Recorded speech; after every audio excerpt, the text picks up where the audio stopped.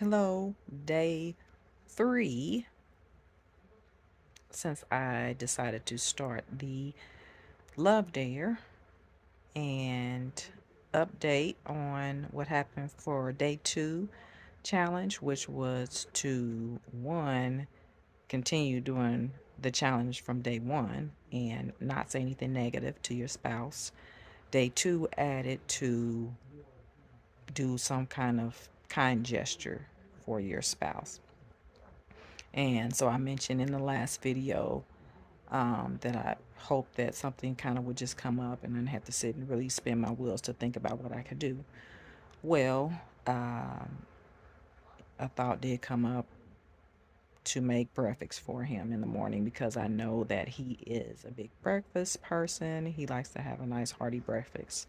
Well, I didn't have a whole lot of time, but I decided to make some breakfast, which was mostly some sausage and eggs. That was pretty much it. That's all I had time for. That's all he had time for before he had to go out for work.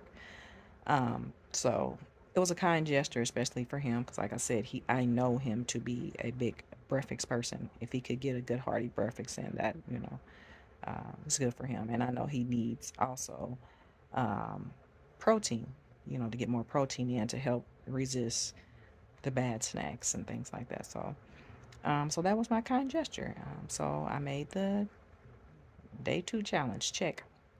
I haven't read day 3 in the book of reasons to do the love dare. Again, that is what I'm doing is going through the 8 reasons to do the love dare. I have not started the actual love dare. But just in reading the reasons, there's a lot to grasp out of that and that are helpful um, ways to, kind of mentally shift when you're going through and you're struggling in your marriage. Um, you know, and we've had some breakthrough.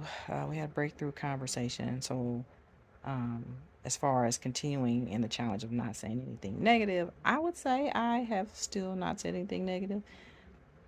But in our conversation that we had, which was ended up being very good, it didn't necessarily look like it was going to go that way and start out that way.